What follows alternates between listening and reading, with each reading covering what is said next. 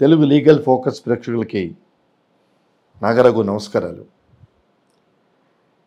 అంటే ఎక్కడో వెరీ రేర్గా ఏవో వాళ్ళు ఇంటిమేసీలో ఉన్నారు, అంటే కొంచెం పబ్లిక్ డొమైన్లో మాట్లాడడానికి ఇబ్బంది పడతానేమో అనుకోకండి.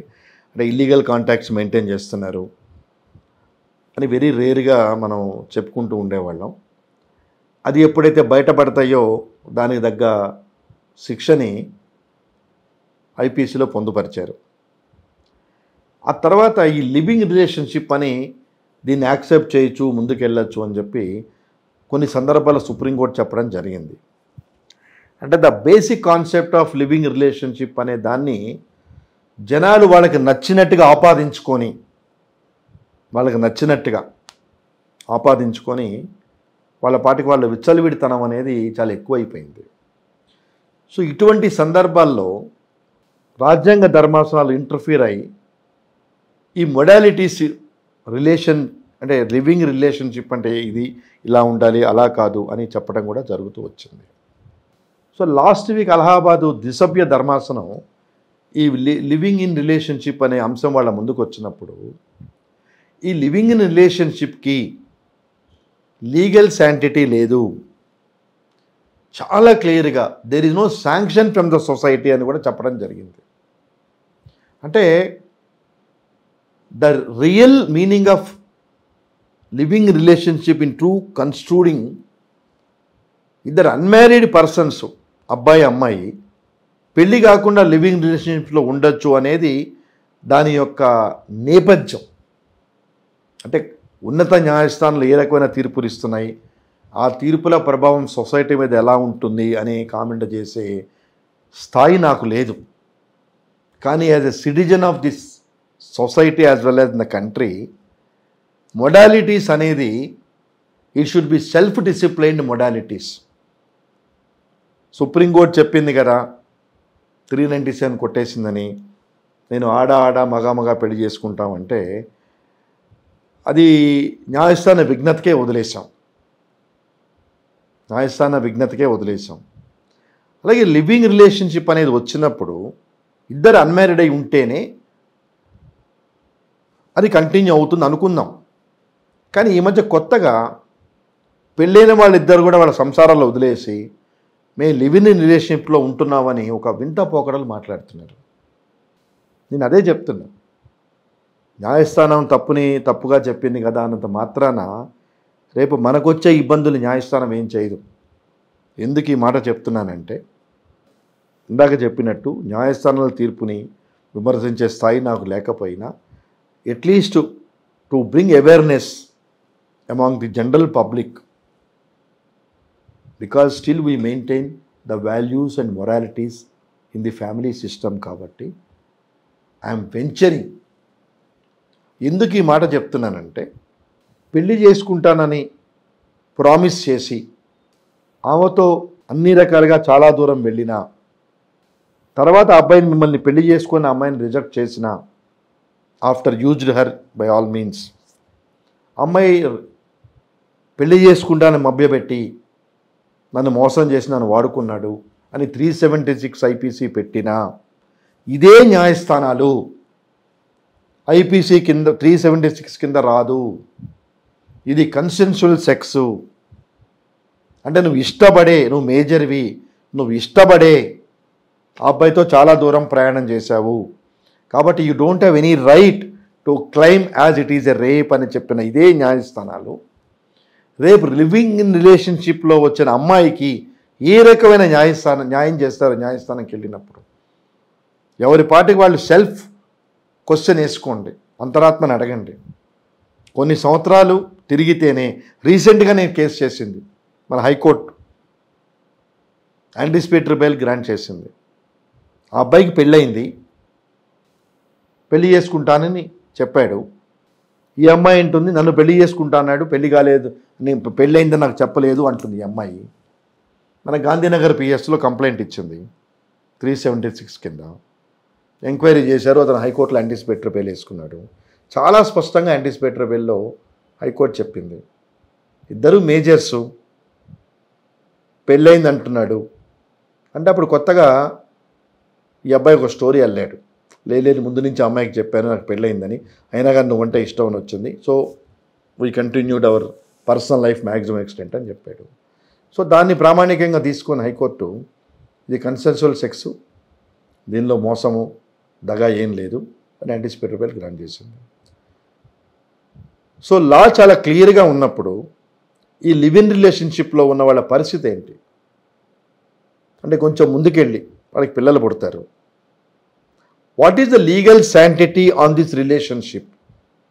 ఓకే, మీరు నచ్చినంతకాలం ఎంజాయ్ చేశారు, ఏదో ఒక సంవత్సరం 2 సంవత్సరం ఎంజాయ్ చేశారు, ఎవరి పాటికి వాళ్ళు వెళ్ళిపోయారు అంటే ఈ అమ్మాయి లైఫ్ ఏంటి తర్వాత, వాడి లైఫ్ ఏంటి? వాడంటే ఈ రోజుకి జనాలకి ఆ మెయిలీగా ఉన్న సొసైటీ కాబట్టి మగాడు ఆడికేంటి ఏదైనా ఉందంటారు. బట్ ఆ అమ్మాయి పరిస్థితి ఏంటి? కొంతకాలం లివ్ ఇన్ రిలేషన్షిప్లో ఉన్న అమ్మాయి ఫర్దర్గా రిలేషన్ బ్రేక్ అయిన తర్వాత వాట్ ఈజ్ హర్ ఫ్యూచర్?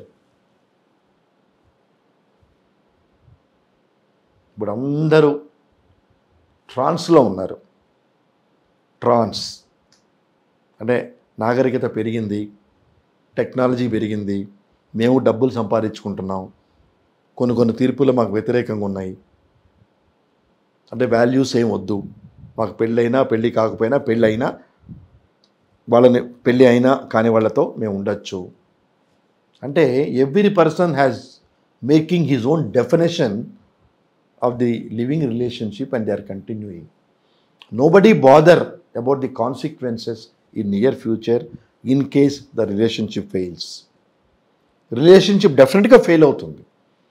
ఎందుకంటే పెద్దలు కుదిర్చి ఎంతో ఆడంబరంగా చేసిన పెళ్ళి విషయాలే నిలవట్లేదు, బాగా గుర్తుపెట్టుకోండి.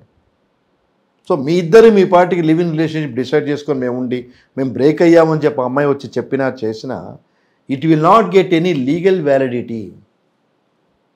మీకు తెలుసు 6 monthsలో కొలాప్స్ అయిన ఫ్యామిలీస్ చాలా ఉన్నాయి. చిన్నవాళ్ళ దగ్గర నుంచి పెద్ద స్థాయి కుటుంబాల వరకు, అంటే బహిరంగంగా బాహటంగా అత్యద్భుతంగా చేసిన పెళ్ళిళ్ళకి వాల్యూ రావట్లేదు. అంటే value in the sense credibility లేకుండా డైవర్స్ తీసుకుంటున్నారు.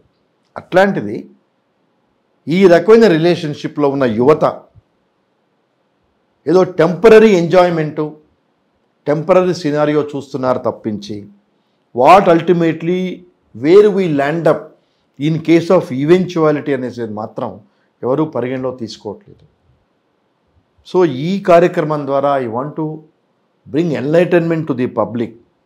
న్యాయస్థానాల తీర్పులు ఏం చెప్పినాయా, మాకు లీగల్ వ్యాలిడిటీ ఉందా, మా రిలేషన్షిప్ సొసైటీ గుర్తిస్తుందా లేదా అనే డిబేట్ మనకొద్దు. As a members in the family or society, మీకు ఇందాక ఆల్రెడీ చెప్పా, సుప్రీంకోర్టు జడ్జిమెంట్లు చాలా తాజా జడ్జిమెంట్లు ఉన్నాయి. పెళ్లి చేసుకుంటా అని మభ్యపెట్టి చాలా దూరం వెళ్ళి తర్వాత పెళ్లి జరగకపోయినా అతని మీద మనం ఏం కేసులు పెట్టే వెసులుబాటు లేదు, అది సుప్రీంకోర్టే చాలా కేసుల్లో చెప్పింది.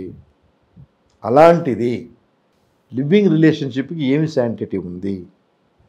మీరు ఎప్పుడు కంఫర్టబుల్గా మెంటల్గా ప్రిపేర్ అవుతారంటే ఉన్నంతకాలం ఉంటాం, తర్వాత బ్రేక్ అయిపోయి ఎవరి లైఫ్లు వాళ్ళు లీడ్ చేస్తామనే మెంటల్గా మీరు ప్రిపేర్ అయితేనే ఆ రిలేషన్షిప్లో ఉండండి.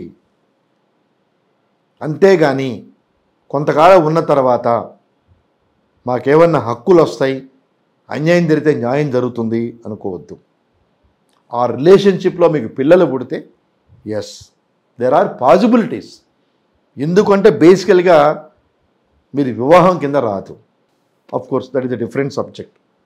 పెళ్ళిళ్ళు, రెస్పాన్సిబిలిటీసు, అది different subject. Now I'm confining only to living relationship are not at all advisable as it is not holding any legal sanctity and society also will not appreciate. మీరు చాలా చోట్ల చూస్తూ ఉంటారు, మీ ఫ్యామిలీ వైఫ్తో ఉండడానికి, లేకపోతే మీరు సెకండ్ వైఫ్ మెయింటైన్ చేస్తూ రోజు మీరు రాలేరు, ఎప్పుడో $3 వెళ్ళి వచ్చిన దానికి ఆ అమ్మాయిని ఆ అపార్ట్మెంట్స్లో ట్రీట్ చేసే విధానమే డిఫరెంట్గా ఉంటుంది. అందరికీ తెలుసు. మీరు వైఫ్ ఫ్యామిలీతో మీరుంటే మీకు ఇచ్చే గౌరవానికి, అలాగే ఇంకో అమ్మాయి మీ భార్యగా చలామణి అవుతూ మీరు అప్పుడప్పుడు ఆమెను విజిట్ చేసి వచ్చేదానికి it self there is a lot of difference. She will not get the kind of respect which your wife gets. ఇది బాగా గుర్తుపెట్టుకోండి. అంతేగాని ఎవరి పాటికి వాళ్ళు లెటర్స్ హ్యావ్ సెల్ఫ్ డిసిప్లైన్. మనం ఈ పని చేస్తే wear do we land up అని తప్పితే కోర్టు వగైరాలు చెప్పావు కదా, చేసావు కదా అని మనం అనుకుంటే again the same courts will come against our activities. ఎందుకంటే సుప్రీంకోర్టులు జడ్జిమెంట్లు కూడా కొన్ని నెగిటివ్గా వస్తున్నాయి, కొన్ని పాజిటివ్గా వస్తున్నాయి, కొన్ని న్యూట్రల్గా వస్తున్నాయి. సో తప్పు చేసిన వాడు వాడికి అనుకూలంగా ఉన్న జడ్జిమెంట్ వాడు చెప్పుకుంటాడు, గుర్తుపెట్టుకోండి, టు ప్రొటెక్ట్ హీజ్ ఇంట్రెస్ట్. కాబట్టి ఇంత ఫ్లూయిడ్ సిచ్యువేషన్లో ఉన్న ఈ కాన్సెప్ట్ని మనం ఆపాదించుకొని రేపటి రోజున మనం ఇబ్బందులు పడద్దు. కాబట్టి ఏదో అవుతుంది, ఏదో పరిగెడతాం, పాశ్చాత్య కాదు, పాశ్చాత్య దేశాలే మనల్ని ఫాలో అవుతున్నాయి. సో పాశ్చాత్య దేశాలే మనల్ని ఫాలో అవుతున్నప్పుడు మనం వింత పోకడలకు పోగటం అనేది చాలా హాస్యాస్పదం. కాబట్టి ultimately my appeal and request to all the viewers, ఎవరైనా ఈ వ్యూయర్స్ ఈ కార్యక్రమం చూసేవాళ్ళు అలాంటి వింత పోకడలో ఉంటే లీగల్గా you will not get any support. You will not get any support as long as you opt for the living in relationship. చక్కగా మీకు తగ్గ సంబంధాలు చేసుకోండి. మీరు ఉద్యోగాలు చేస్తూ ఉంటారు, చక్కగా ఉంటారు, మీ ఫ్యామిలీ లైఫ్ని మీరు చక్కదిద్దుకోండి. ఎనీవే మీకు రిలేషన్స్ బాగాలేదు అంటే official option is there, divorce. That is a right royal option. దాన్ని నేను మీకు చెప్పాల్సిన పని లేదు. ఎప్పుడైతే మీ ఇద్దరి జంట మధ్య పొసగలేదో we have every right to get it separate legally. ఒకసారి లీగల్గా మ్యారేజ్ చేసుకుంటే ఎవరైనా కానీ you will get all sanctities of legality under law. అంతేగాని ఏదో తప్పు చేసి క్షణికమైన పరుగులు తీసి సో అల్టిమేట్గా మనం ఇబ్బంది పడాల్సిన పరిస్థితి, మీ ఫ్యామిలీ రూయిన్ చేసుకోవద్దు. Ultimately it is effective mainly the women fraternity. ఈ రిలేషన్లో, ఈ లివింగ్ ఇన్ రిలేషన్షిప్లో ఎక్కువగా నష్టపోయేది ఆడవాళ్ళే. Irreparable loss. సో లివింగ్ రిలేషన్షిప్లో ఉన్న ఆడవాళ్ళని నెక్స్ట్ టైం వచ్చే ఇబ్బంది అయితే expected respect they will not get. ఇంతకన్నా నేను ఎక్కువ పదజాలం వాడలేను. కాబట్టి మనం భారతదేశంలో ఉన్నాం, మనం విదేశాల్లో లేము. చాలామంది చెప్తూ ఉంటారు సంసారం మెయింటైన్ చేయడానికి లివింగ్ రిలేషన్షిప్ మెయింటైన్ అని. రెండూ ఒకటే, బట్ ఇక్కడ లీగల్ ఆబ్లిగేషన్ థ్రెడ్ ఉంటుంది, అక్కడ ఉండదు, అంతే తేడా. సో ఏవో ఆబ్లిగేషన్లకి ఏదో భయపడాలకి సంసారం అనేది ఇంకొక జంజాటం అని మీకై మీరు ఆపాదించుకొని లివింగ్ రిలేషన్షిప్ బెటర్ అనుకుంటే you will get in to more problems in this living relationship. కాబట్టి let us maintain our respect of marital life in this country.